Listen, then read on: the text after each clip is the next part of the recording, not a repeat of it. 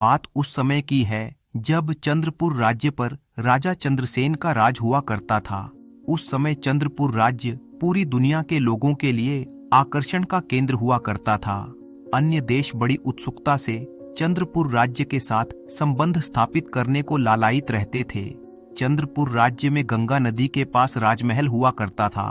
महल से थोड़ी ही दूरी पर केशव नाम का मल्लाह अपनी इकलौती बेटी रूपवती के साथ रहता था। रूपवती जितनी सुंदर थी उतनी ही गुणवती भी थी। केशव को कोई पुत्र नहीं था, इसलिए जब वह मछलियां पकड़ने गंगा नदी में जाया करता था तो रूपवती भी उसके साथ जाती थी। जैसे जैसे समय बीत रहा था, रूपवती भी बड़ी हो रही थी और वह मछली पकड़ने की कला में भी निपुण होती जा रही थी। वह जाल फेंक लेती थी, मछली की जगह की पहचान कर लेती थी, पानी की गहराई का अंदाजा लगा लेती थी और हवा के रुख के अनुसार पाल को भी लहरा देती थी।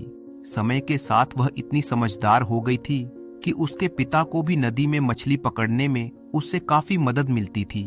कभी कभी वह अपने पिता को छोड़ अकेली ही नदी में दूर तक निकल जाती थी और जाल फेंक कर मछली भी पकड़ने लगती थी। इसी क्रम में उसकी एक सांप से दोस्ती भी हो गई।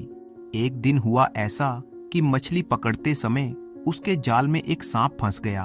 वह बुरी तरह से घायल हो गया था। भागना तो दूर की बात है, वह सरक भी नहीं सकता था। भूख के मारे उसकी हालत खराब हो रही थी। रूपवती ने उसकी मरहम पट्टी की, उसे खाने के लिए मछलियां दी और फिर उसे नदी में छोड़ दिया। दूसरे दिन फिर वह उस इलाके में गई सांप को देखने के विचार से कि सांप अब भला चंगा हुआ होगा कि नहीं। उस दिन भी रूपवती सांप के खाने के लिए ढेर सारी मछलियां, मेंढक और अन्य जीव उस नदी में छोड़ आई। वह अब रोज ही उसके पास जाने लगी और उसके लिए भोजन पहुंचाने लगी। में सांप बिल्कुल स्वस्थ हो गया। दोनों में गाढ़ी दोस्ती हो गई। भोजन के बाद सांप जब फन फैलाकर नाचता तो रूपवती बहुत खुशी होती थी। कई बार नदी में तैरते तैरते वो दोनों काफी दूर निकल जाते थे। देखते ही देखते समय आगे निकल गया। रूपवती अब विवाह के योग्य हो गई थी। उसके माता पिता को उसकी शादी की चिंता सताने लगी। माता पिता अत्यंत निर्धन थे, किसी तरह से बस उनका गुजारा चल रहा था। गरीबी के कारण अपनी बेटी रूपवती की शादी के लिए जरूरी पैसे जुटाने में भी वे असमर्थ थे। रोज मछली पकड़ने और बेचने से जो पैसे आते थे उनसे तो घर खर्च भी पूरा नहीं हो पाता था।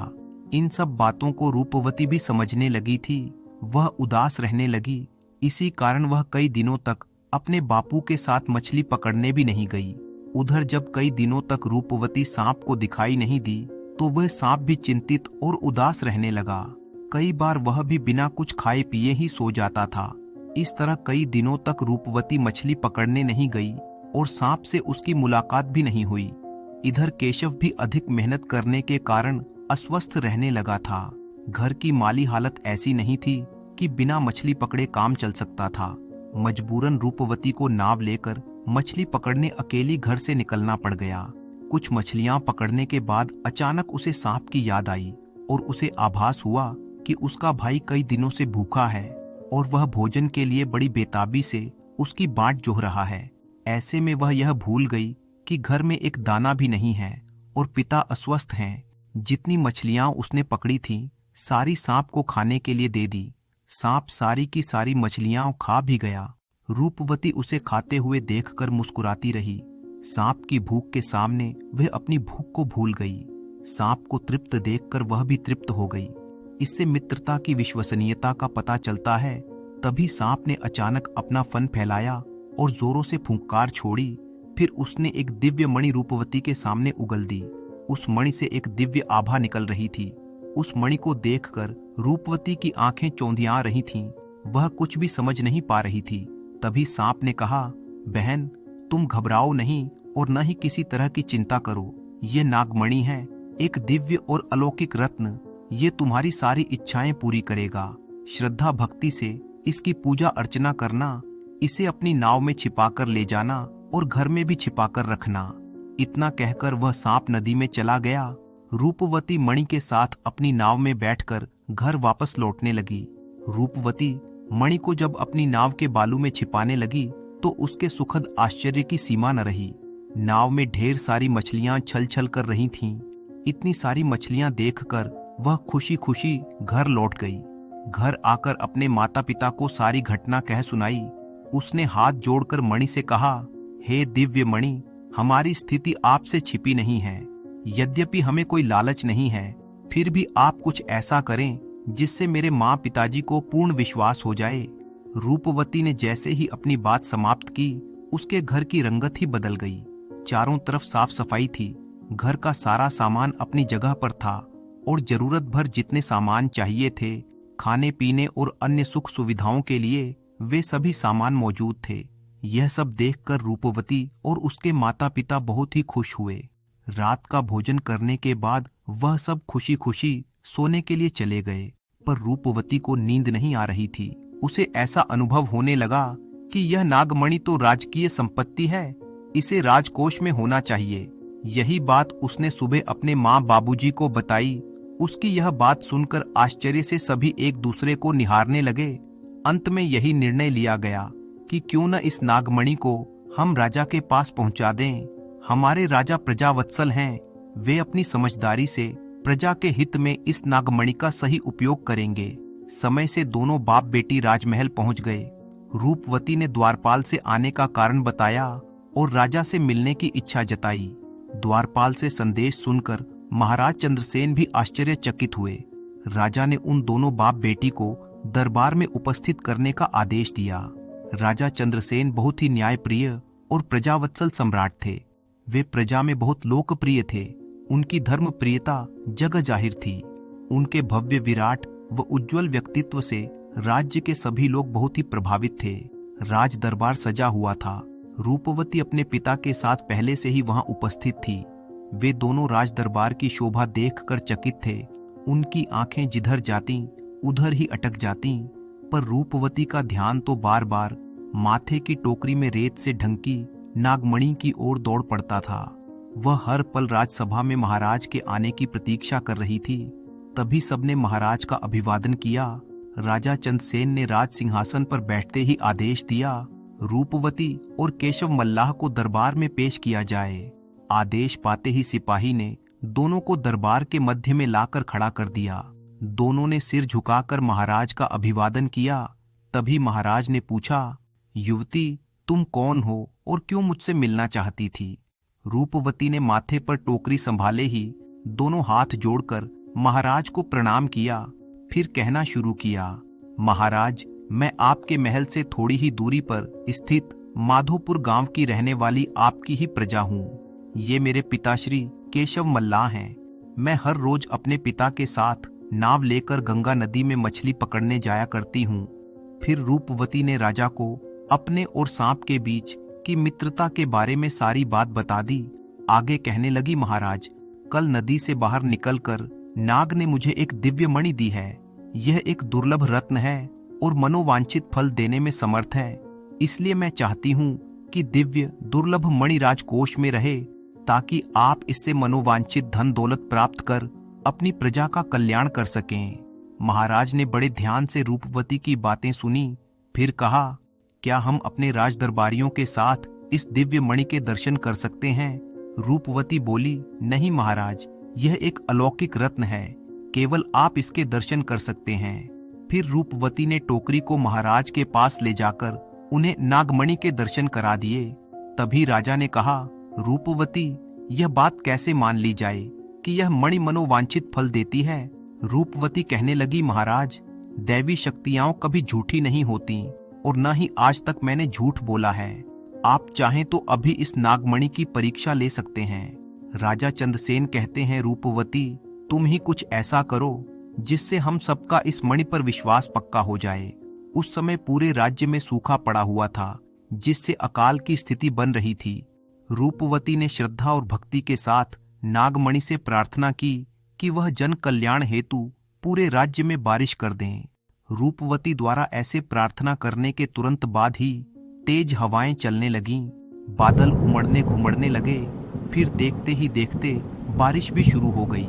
उमस से लोगों को राहत मिली। मनुष्य ही नहीं, पशु पक्षी, जीव जंतु, पेड़ पौधे सबके सब खुश होकर झूम उठे।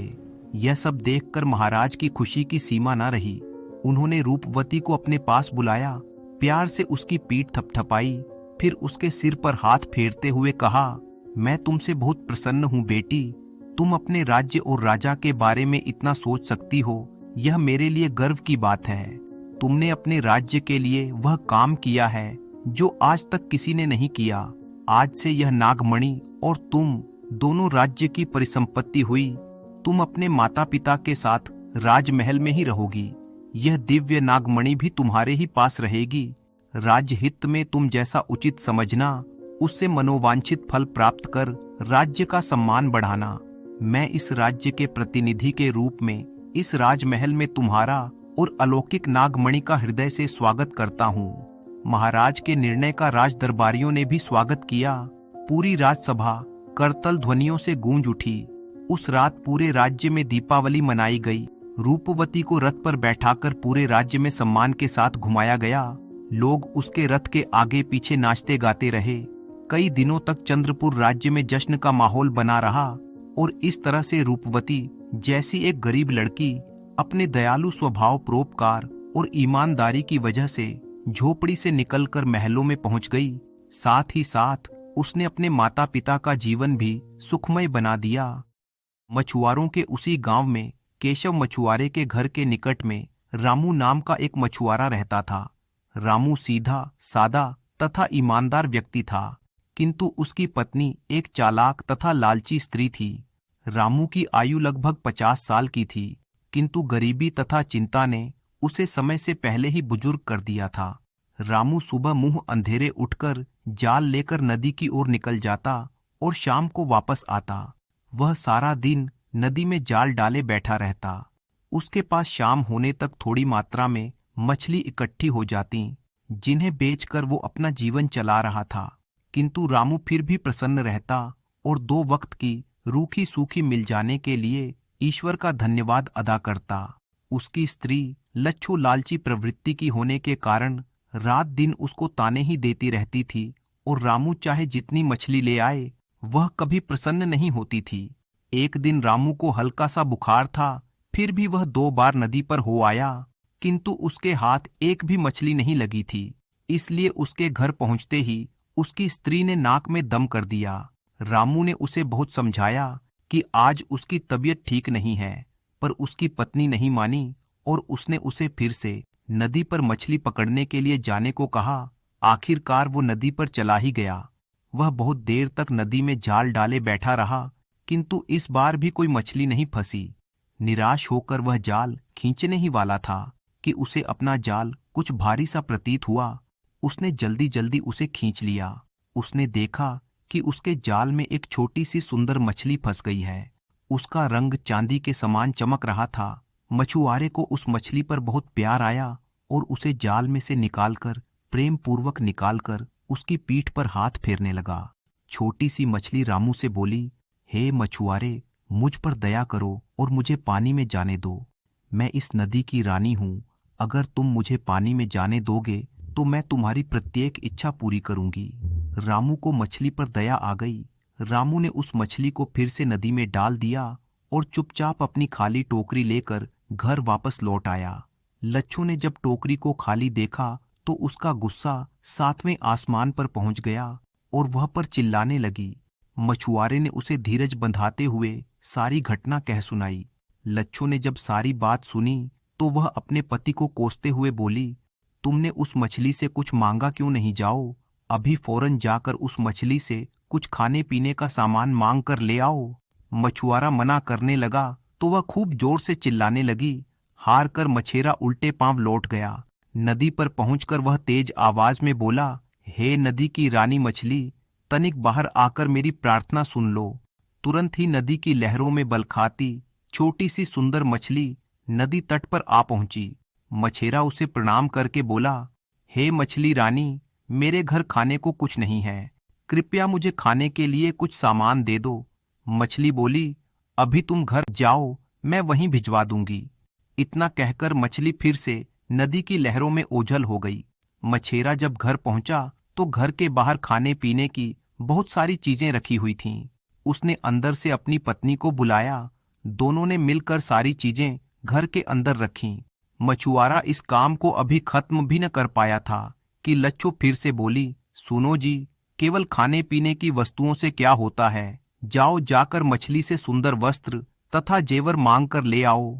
मछुआरा उसे समझाते हुए बोला, देखो, अभी अभी तो मैं इतनी सारी चीजें मांग कर लाया हूँ, बार बार मांगना अच्छी बात नहीं है, बाकी चीजें कल जाकर मांग लूंगा। उसकी पत्नी ने उसकी एक न सुनी और वह चीखने चिल्लाने लगी। अंत में हार मानकर मछुआरा चला गया। वह नदी किनारे पहुंचकर फिर से बोला, हे सागर की रानी मछली, तनिक बाहर आओ और मेरी सुनो। मछली पहले की ही तरह नदी किनारे आ गई। मछेरे ने झिझकते हुए फिर से अपनी पत्नी की इच्छा उसके सामने रखी। मछली बोली, उसकी इच्छा पूरी हो जाएगी। मछेरा जब अपने घर वापस लौटा तो उसने देखा कि उसकी पत्नी सुंदर वस्त्र और गहने पहनकर सजी धजी हुई थी। मछुआरे को देखते ही वह बोली, सुनो जी, ये वस्त्र तथा जेवर पहनकर मैं इस टूटे फूटे घर में रहती हुई अच्छी नहीं लगती। तुम कल सुबह जाकर मछली से रहने के लिए एक महल मांग लेना। मछुआरा चुपचाप उसकी बात सुनता रहा। सुबह होते ही पत्नी ने मछेरे को बिना कुछ खिलाए पिलाए नदी पर भेज दिया। मछेरे ने फिर से मछली को याद किया। जब वह आई तो वो बोला, हे नदी की रानी, मेरी पत्नी टूटे फूटे घर में रहते हुए बहुत दुख झेल रही है, इसलिए उसके रहने के लिए एक महल की जरूरत है। मछली बोली, तुम्हारी यह इच्छा भी पूरी हो जाएगी। इतना कहकर मछली नदी की लहरों में गायब हो गई। मछुआरा जब घर लौटा तो उसने देखा कि टूटी फूटे घर के स्थान पर वहां एक महल है और उसके अंदर उसकी पत्नी सज धजी बैठी है। वह बहुत प्रसन्न दिखाई दे रही थी। कुछ दिन इसी प्रकार बीत गए। अब लालची पत्नी 6 दिन में फिर से लालच आ गया। एक दिन वह सुबह सुबह मछेरे से बोली, मैंने दिन रात काम करते हुए अपना सारा जीवन बिता दिया है। तुम उस जादुई मछली से नौकर चाकर तथा सुख सुविधा का सामान देने को कहो। रामू ने उसे समझाने का प्रयत्न किया कि हम मछली रानी से बहुत कुछ मांग चुके हैं, वह हमारी बहुत सारी इच्छाएं पूरी कर चुकी हैं, इसलिए अब हमें उससे कुछ नहीं मांगना चाहिए। किंतु उसकी पत्नी तो लालच में अंधी हो गई थी। उसने मछुआरे की एक न सुनी। मजबूर होकर मछेरा नदी की ओर चल दिया। वहां पहुंचकर उसने चमत्कारी मछली के सामने अपनी इच्छा रखी। मछली मुस्कुराकर उसकी दृष्टि से गायब हो गई। मछेरा जब लौटकर वापस आया तो उसने देखा कि उसकी पत्नी सजी धजी हुई है और उसके चारों ओर नौकर चाकर दास दासियां मौजूद थे। एक दिन पत्नी सुबह सुबह मछुआरे से वाद विवाद करने लगी। वह चाह रही थी कि मछेरा मछली से उसे पूरी पृथ्वी की महारानी बनाने को कहे। जब वह किसी तरह नहीं माना तो पत्नी क्रोध में अपना आपा खो बैठी और उसने नौकरों द्वारा मछुआरे को मरवा पिटवाकर घर से बाहर निकाल दिया। बेचारा मछुआरा किसी प्रकार रोता कांपता नदी के किनारे पहुंचा। उसने जादुई मछली को फिर से याद किया। किनारे पर आते ही मछली ने पूछा, कहो मछेरे, अब तुम्हारी स्त्री को किस चीज की इच्छा है? मछेरा बोला, हे मछली रानी, आज से पहले मैं अपनी पत्नी के कहने पर ही सब कुछ मांगता रहा था, किंतु अब मेरी एक इच्छा है। मछली मुस्कुराकर बोली, कहो, वह भी पूर्ण हो जाएगी। मछेरा बोला, मेरी तो बस इतनी सी ही इच्छा है कि तुम अपनी धन दौलत, नौकर चाकर, महल सब वापस ले लो। मुझे तो बस पहले वाला टूटा फूटा घर तथा जाल चाहिए। धन ने मेरे जीवन का सारा सुख चैन छीन लिया है। मछली बोली, ठीक, यदि तुम्हारी यही इच्छा है तो ऐसा ही होगा। वह अपने घर लौट आया। उसने देखा कि महल के स्थान पर पुराना घर, जिसके अंदर टूटा फूटा सामान पड़ा है, तथा घर के अंदर उसकी पत्नी सोई है। मछेरे ने उसे जगाया तो वे आंखें मलती हुई उठ बैठी। वह आश्चर्यचकित होकर अपने चारों ओर देखने लगी। मछुआरा उसे समझाते हुए बोला, जिस व्यक्ति को जीवन में संतुष्टि नहीं होती वह कभी सुखी नहीं रह सकता। पति की बात सुनकर मछेरिन की आंखों से लोभ का पर्दा हट गया। उसे अपनी भूल का एहसास हो गया। उसने अपने पति से क्षमा मांगी। इसके बाद दोनों पति पत्नी सुखपूर्वक रहने लगे। तो दोस्तों, मुझे पूरी उम्मीद है कि आपको ये कहानी बहुत ही पसंद आई होगी। तो इसी तरह की कहानियां देखने के लिए आप चैनल को सब्सक्राइब कर लीजिए। वीडियो अच्छी लगे तो उसे लाइक कीजिए और साथ ही साथ अपने अच्छे अच्छे कमेंट करना बिल्कुल मत भूलिएगा।